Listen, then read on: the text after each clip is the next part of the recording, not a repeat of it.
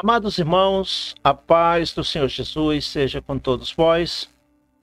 Damos graças a Deus que semana passada terminamos o curso Mediador de Conflitos e hoje estamos começando o curso de Conselheiro Bíblico Terapêutico. É importante notar que esses dois cursos têm uma relação intrínseca e é muito importante ter os dois. Hoje, nesta aula, nós vamos estar apenas começando, é apenas uma introdução. Esperamos que você permaneça conosco até o final, ok? Então, vamos entrar aqui em matéria. Hoje nós vamos estar falando sobre o perfil do conselheiro bíblico terapêutico. E a primeira coisa que forma parte do perfil do conselheiro bíblico terapêutico é a habilidade para aconselhar. Essa habilidade pode ser desenvolvida, ela se converte num talento, assim como o atleta, assim como qualquer profissional que desenvolve sua habilidade com a prática. Isso aqui requer prática, pode ser desenvolvido. A Bíblia nos indica isso em Provérbios capítulo 4, versículo 7, ao dizer: a sabedoria é a coisa principal, adquire, pois, a sabedoria, sim, com tudo o que possuís, adquire a sabedoria. Exalta-a e ela te exaltará, abraçando-a, ela te honrará. Como o talento do conselheiro pode ser desenvolvido? Por meio da busca pela sabedoria. A sabedoria não vem na nossa vida de forma automática. Ela precisa ser buscada. Ela precisa ser... Tanto é assim que em Tiago, capítulo 1:5, está escrito que se alguém tem falta de sabedoria, peça a Deus, que a todos dá liberalmente. Então, Salomão foi sábio demonstrou sabedoria no fato de pedir sabedoria. A pessoa que reconhece que precisa de sabedoria já está demonstrando sabedoria, porque o insensato não tem sabedoria e pensa que tem. Então, queridos, a busca da sabedoria é um dos passos principais para o desenvolvimento do talento de aconselhar. Agora bem, falando ainda desse talento de aconselhar, eu quero citar 3 versículos que vão servir de base para este curso de conselheiro bíblico terapêutico. 3 versículos. O primeiro é Provérbios, capítulo 11, versículo 14, que diz: não havendo sábia direção, o povo cai, mas na multidão de conselheiros há segurança. Por que tem tanta gente sofrendo depressão, ansiedade e outros males do tipo falta de ajuda, falta de alguém que possa estender uma mão amiga para ajudar? Eu estou aqui com vontade de me expressar melhor, mas este curso, a gente tem algumas palavras que não podemos pronunciar aqui em público, mas vocês entendem o que é que eu quero dizer. A quantidade de pessoas sofrendo nessa área por falta de um conselheiro, não havendo sábia direção, não havendo aconselhamento sábio, o povo cai. Tem muita gente caindo em que eu não posso falar a linguagem correta e completa aqui, porque estamos falando em público, Ainda bem que na apostila que você já tem em mão, está detalhado esse assunto. O outro versículo que forma a base desse curso é Provérbios 15, 22, que diz que onde não há conselho, os projetos saem vãos, mas com a multidão de conselheiros se confirmarão. Você sabe que os reis da antiguidade estavam sempre rodeados de conselheiro. Na verdade, até hoje, qualquer líder, qualquer chefe, ele precisa estar rodeado de conselheiros. O que quero dizer com isso? Que todo mundo precisa de um mentor. O que é um mentor? É um conselheiro. é um amigo, é alguém de experiência que pode nos ajudar. Então, se não tiver, a pessoa que trata de sobreviver sozinha, eu faço tudo do meu jeito, do jeito que vier na mente, a minha ideia e tal, e não consulta um conselheiro, essa pessoa está propensa a fracassar. É muito importante ter um conselheiro. Agora, ao mesmo tempo que digo que é importante ter um conselheiro, também digo é importante ser um conselheiro para alguém. Perto de você tem muita gente precisando da sua ajuda. Vamos ao terceiro versículo que forma a base deste curso, Provérbios 24:6. Porque com conselhos prudentes tu farás a guerra e a vitória na multidão dos conselheiros. Você está vendo que a Bíblia faz ênfase na importância dos conselheiros? Então seja um conselheiro. Seja um conselheiro. A Bíblia fala em 2 Samuel capítulo 15 sobre dois conselheiros, um chamado Aitofel, que era o conselheiro da confiança de Davi, mas que infelizmente foi desleal, e você sabe também qual foi o resultado dele, né? Você sabe como foi que ele morreu, Aitofel. A Bíblia fala sobre os conselhos de Aitofel e de Uzai. Uzai é um exemplo para nós, de Aitofel não. Muito cuidado que existe hoje em dia na mídia muitos conselheiros do tipo Aitofel, aconselhando o que não presta, aconselhando a rebeldia, etc. Não vou dar muitos detalhes, os detalhes estão na apostila, por certo, uma apostila até rica de páginas, 48 páginas, para você ficar bem inteirado deste assunto, tá? Estamos falando do perfil do mediador, o perfil do conselheiro bíblico terapêutico, é ser um teólogo.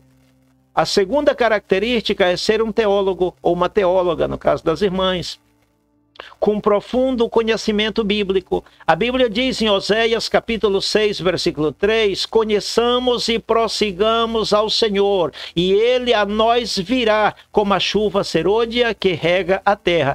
Conheçamos e prossigamos em conhecer ao Senhor. Quem quer conhecer Deus deve ler muito as Escrituras, deve ler muito a palavra de Deus, né? E em 2 Timóteo, capítulo 3, versículo 14, o texto é bem claro em dizer que toda a Escritura é inspirada por Deus e útil para redarguir, para instruir em justiça, para corrigir, para que o homem de Deus seja perfeitamente preparado para toda boa obra. Então, um conselheiro bíblico terapêutico não pode ser uma pessoa rasa nas Escrituras. Tem que ser uma pessoa com um conhecimento profundo.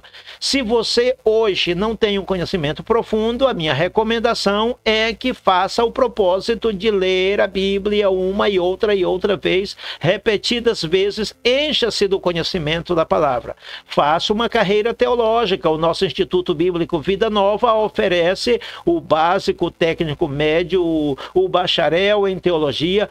Faça uma carreira teológica, prepare-se, conheça bem as doutrinas fundamentais, conheça bem as doutrinas teológicas, seja uma pessoa bem preparada no assunto. Para quê? Para que não esteja ensinando coisas erradas por aí na hora de aconselhar alguém.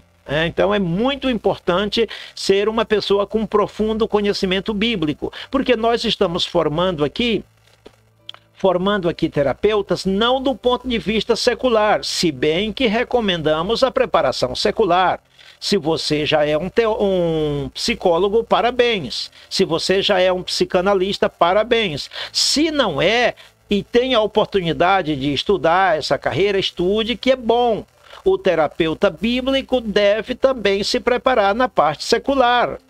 Deve fazer cursos nessa área. Ah, mas eu não tenho tempo de fazer curso. Então compre bons livros, vá numa livraria, compre bons livros na área da psicologia, na área da psicanálise. Quem trabalha com gente tem que estar preparado sobre esses assuntos, né?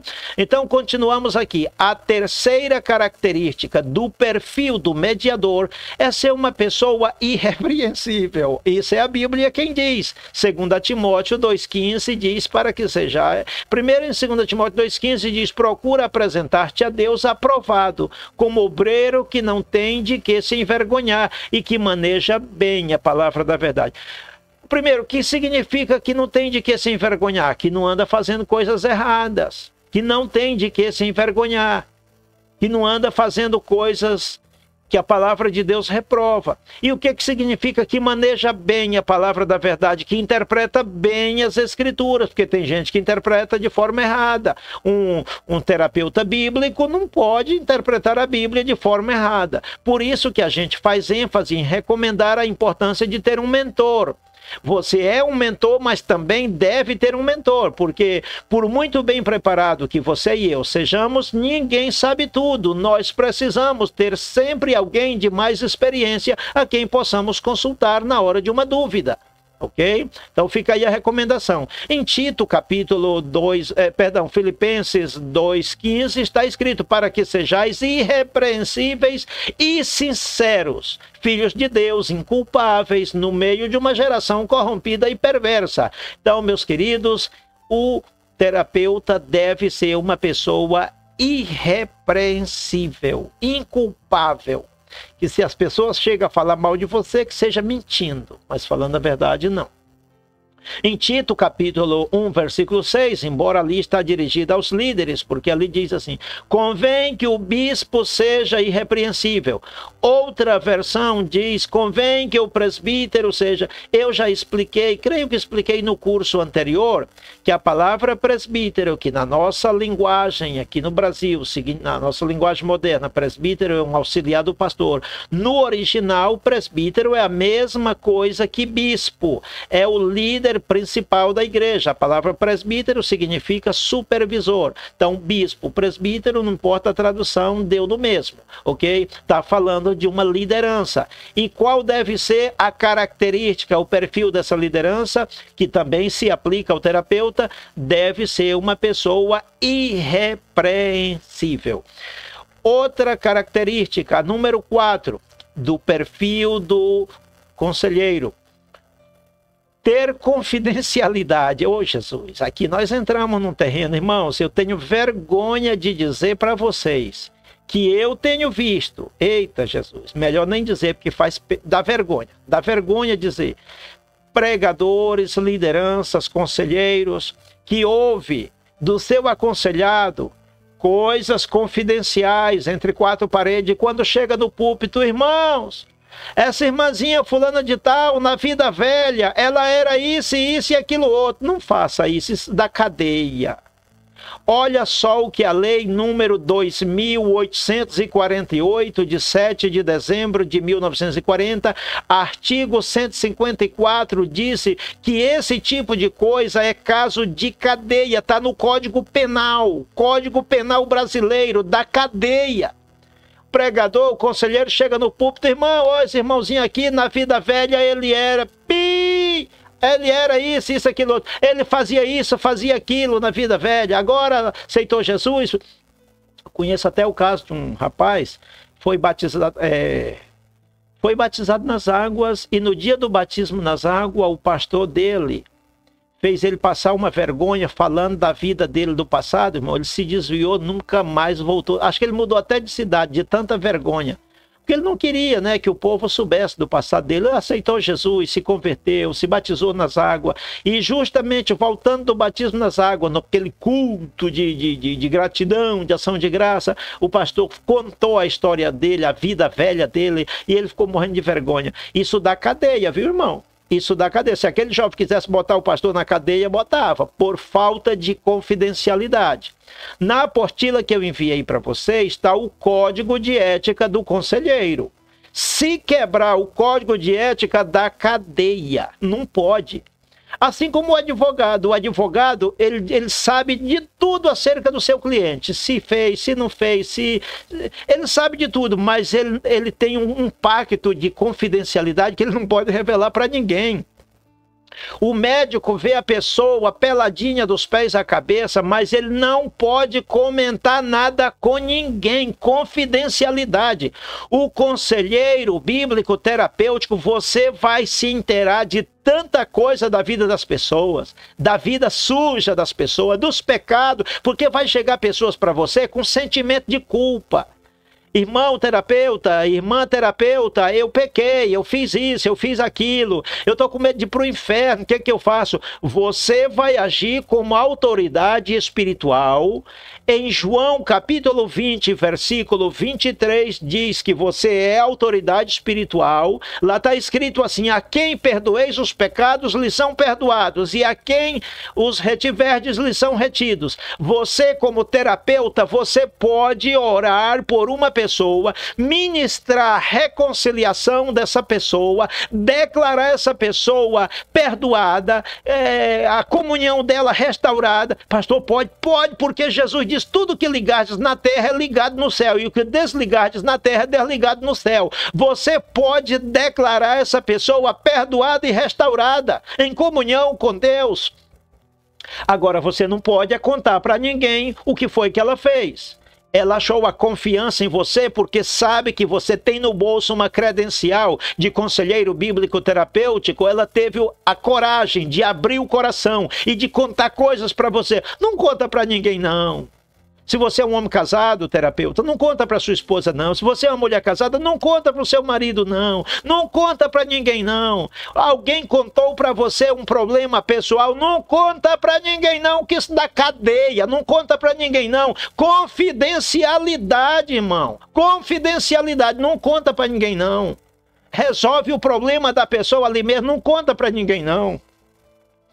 Numa das igrejas que eu assumi, já dirigi várias igrejas, numa delas, não posso dar muita pista, um jovem, antes de mim, logicamente, antes de eu assumir aquela igreja, caiu em pecado, você já sabe, não aguentou a tentação, a namorada muito para frente, ele caiu em pecado. Irmão, ele contou para mim que o pastor anterior colocou ele na frente do púlpito, de frente para a igreja, e só faltou foi contar os detalhes, como foi que ele fez. Eita Jesus! Isso não se faz, irmão. Resolve o problema de uma forma confidencial, pelo amor de Deus. Terapeuta, confidencialidade. Eu estou tocando nessa tecla, fazendo ênfase, é de propósito.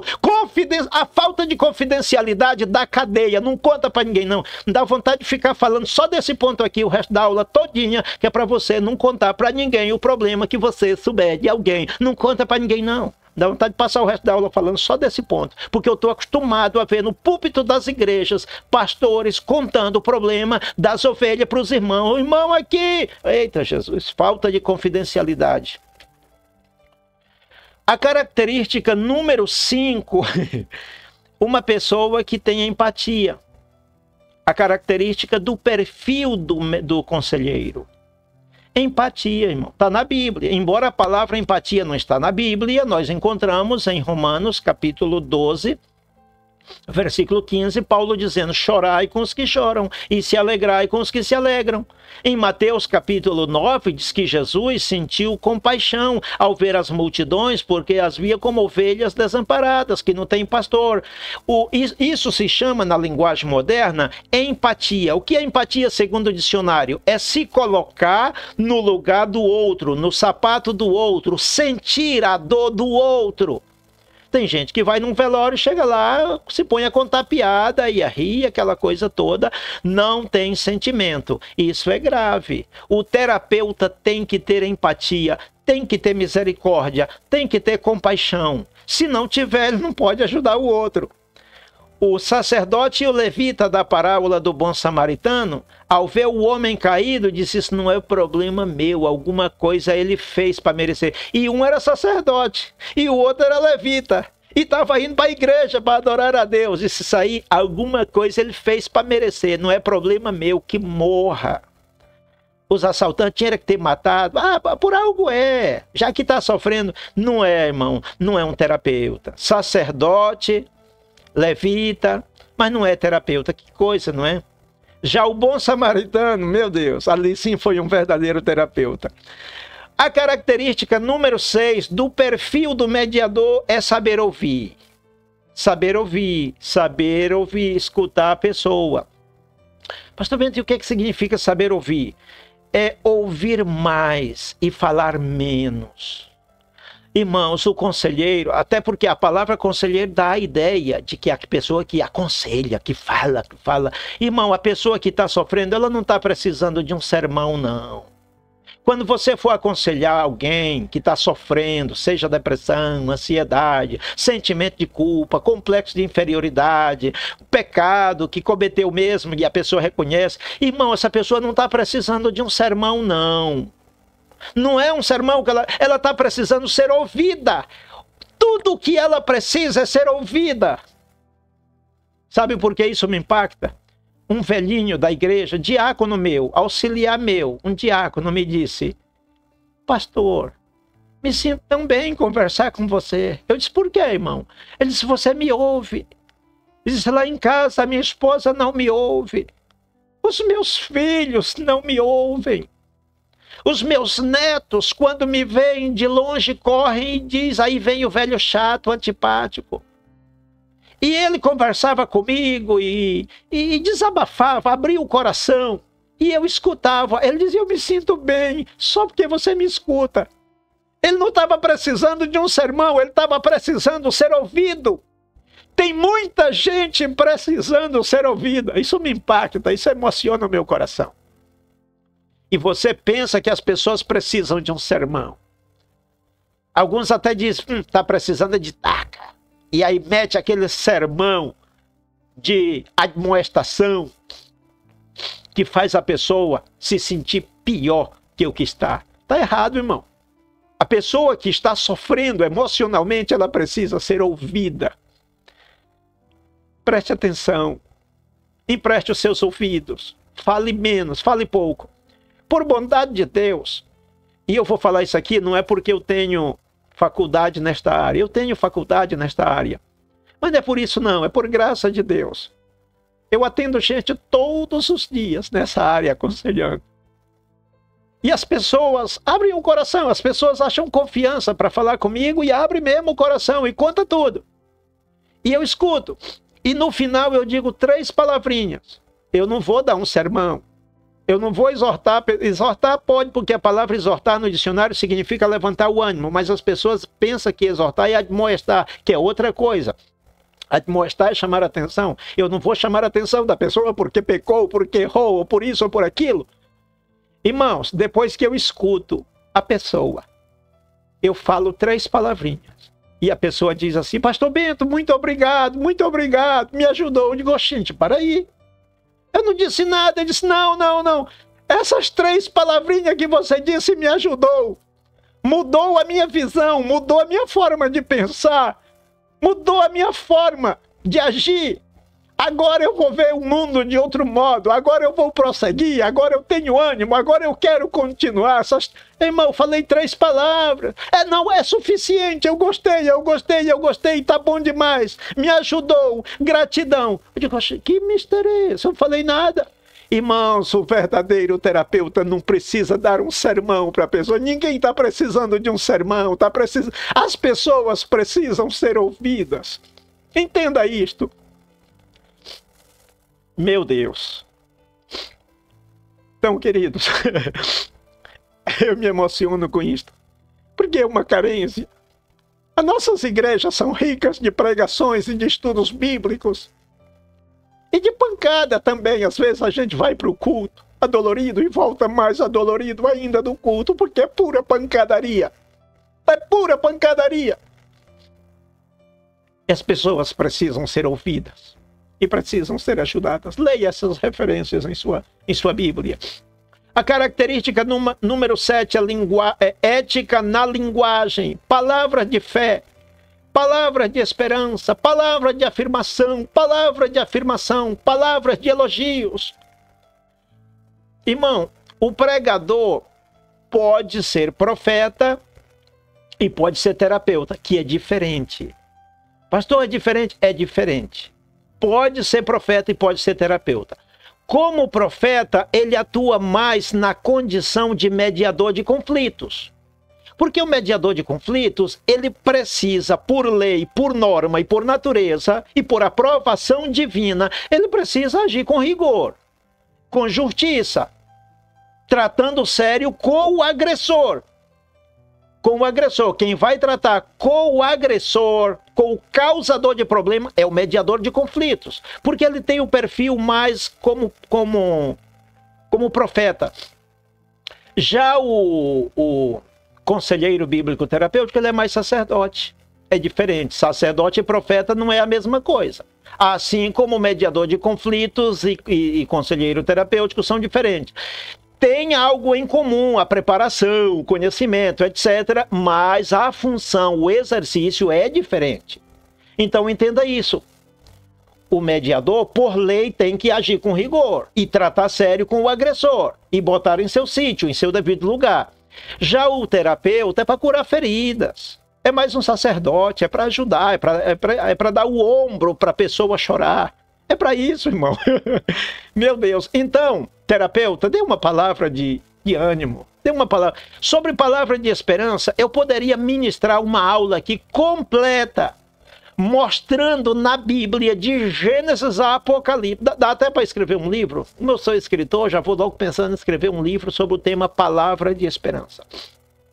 Você vai na Bíblia, irmão, e pega aquelas passagens, que tem muita, tem bastante, aonde o ensinamento é útil para dar à pessoa uma mensagem de esperança, porque geralmente as pessoas estão aflitas, as pessoas estão feito lenha, árvores caídas, pisadas, machucadas, precisando de ajuda. Dá uma palavra de esperança.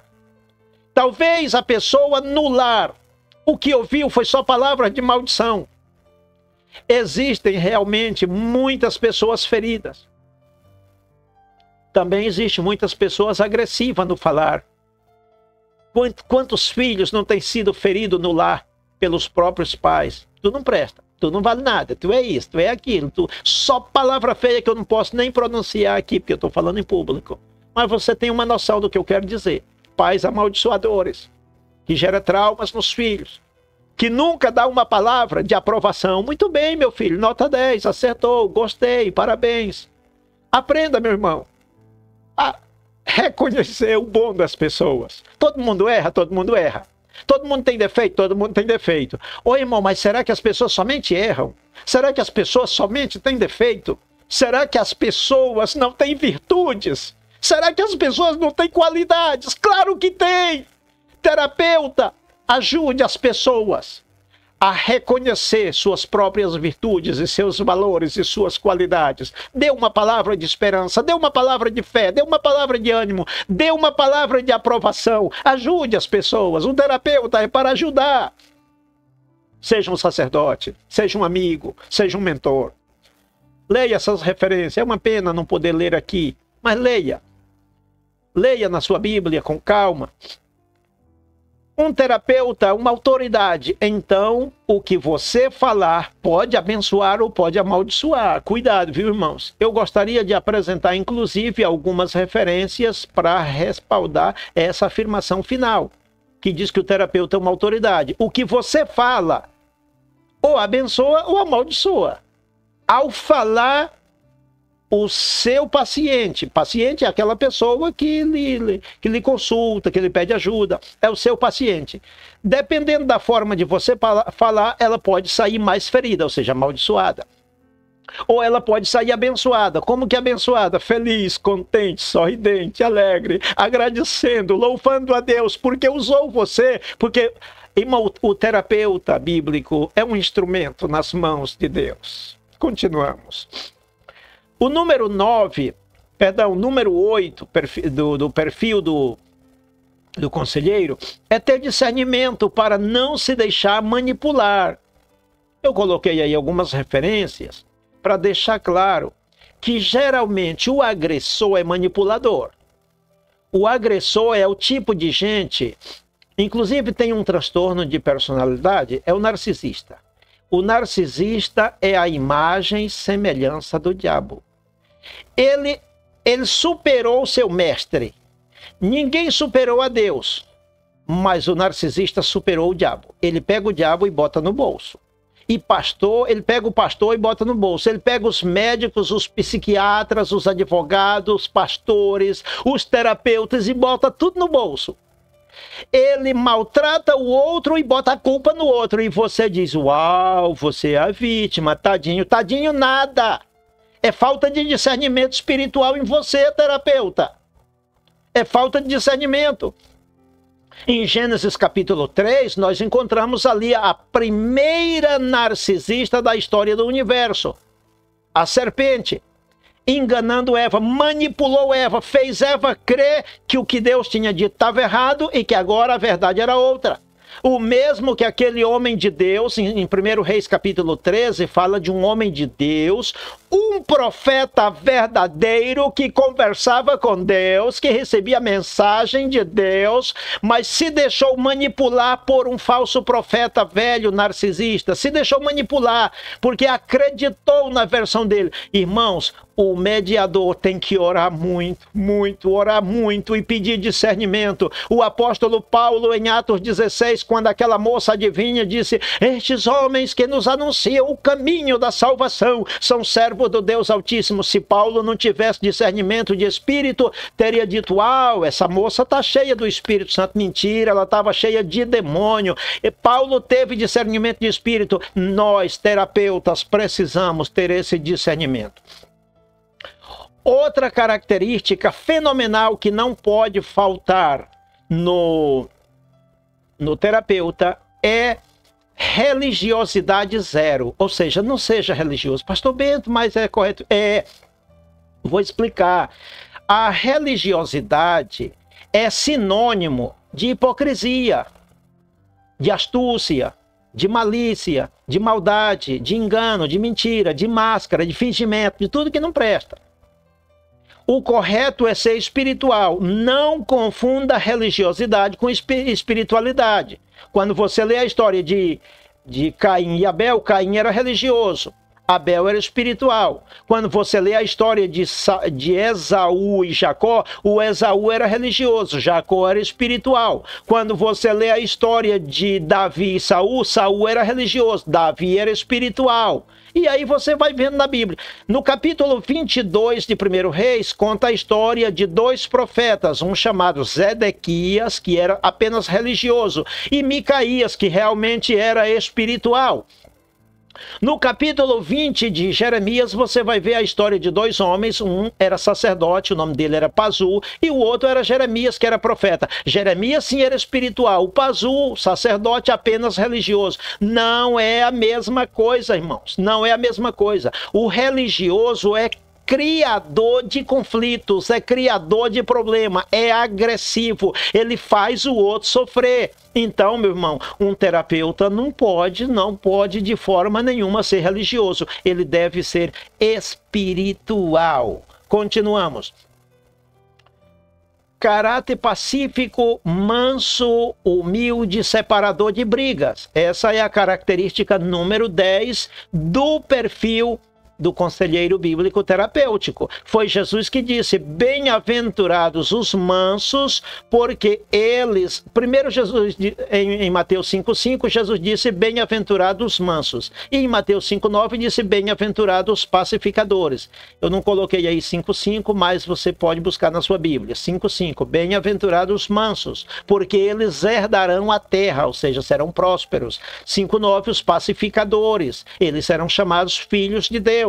E aí nós chegamos em Hebreus 12,14, aonde a Bíblia diz: segui a paz com todos e a santificação, sem a qual ninguém verá o Senhor. Aos Romanos, capítulo 12, Paulo diz: no que depender de vós, tende paz com todos os homens. Então, meus irmãos, o conselheiro bíblico terapêutico deve ser uma pessoa de paz. Deve ser uma pessoa calma, deve ser uma pessoa tranquila, deve ser uma pessoa que separa brigas. Não pode ser barraqueiro ou barraqueira, não pode ser aquela pessoa que gosta de ver o barraco pegar fogo, não pode ser aquela pessoa que assiste uma briga, que assiste um conflito e fica assistindo como quem assiste briga de galo. Não pode. O terapeuta tem que ser alguém que separa a briga. Ok? Que coisa mais maravilhosa. Número 11. Característica número 11. Um profeta de Deus para reconciliar famílias. Mas já vai, pastor Bento, você falou agora há pouco que o profeta é o mediador de conflito. Sim, mas eu também falei que estes dois cursos têm uma relação intrínseca, apesar de que têm funções diferentes, a preparação deve estar bem relacionada e é muito importante que o terapeuta também seja mediador de conflitos e que o mediador também seja um terapeuta. Você lembra? Eu falei isso no início da aula? Pois bem, também falei que o mediador de conflito age mais como profeta e como juiz, enquanto que o terapeuta age mais como sacerdote, como médico, como enfermeiro, como alguém que cura, porque terapia é tratamento, você sabe disso, né? Não precisa eu dizer, mas você já sabe. Então, queridos, é preciso agir como terapeuta, curando o ferido, mas também agir como profeta, admoestando severamente o agressor. É preciso botar o agressor no seu devido lugar. Há uma frase que eu digo repetidas vezes, já falei, vocês já sabem dela. O mau relacionamento entre pais e filhos gera maldição. Uma pessoa, seja filho, seja filha, que tem um mau relacionamento com o seu pai, não prospera. Ah, pastor Bento, isso é muito relativo. Olha aqui o meu dedinho. Relativo coisa nenhuma. Se você não se relaciona bem, eu digo os que têm pais, né? Logicamente. Quem o pai já morreu, não tome em conta o que eu estou dizendo. Se você não se relaciona bem com o seu pai, se você é o tipo de pessoa que quando vê o seu pai fica pálido, fica verde, fica amarelo, muda de cor como camaleão. Se você é a pessoa que quando ouve a voz do seu pai fica tremendo como vara verde, parece que está chegando um dragão aí para lhe devorar, então você precisa de um mediador e de um mediador e de um terapeuta. Não é somente o mediador, é o mediador e o terapeuta. E se você não precisa, perto de você tem alguém que precisa. Então é bom que você exerça essa função. Porque tem pessoas que não podem ouvir a voz do pai que fica tremendo como vara verde. Tem gente que não pode nem lembrar do pai, que fica pálido, fica indignado. Tem gente que não pode nem lembrar do pai, que dá vontade de tocar fogo no mundo, incendiar o mundo. Por quê? Porque teve um pai agressor, violento, opressor, etc. E isso, meus irmãos, faz com que a pessoa não prospere. Até a intimidade dessa pessoa na cama com o cônjuge fica prejudicado. No trabalho, a relação com os colegas fica prejudicada. Se é patrão, vai tratar mal seus funcionários. E assim sucessivamente, em todo lugar fica prejudicado. Então, Deus disse, eu enviarei o profeta Elias, você sabe o que é isso? Um mediador de conflitos com função de terapeuta, para reconciliar o coração dos filhos aos seus pais e dos pais aos seus filhos, para que eu não venha e fira a terra com maldição. Está na Bíblia, Malaquias capítulo 4. Tem até um erro aí na tela, né? Foi erro de dedo, desculpem, o erro foi meu.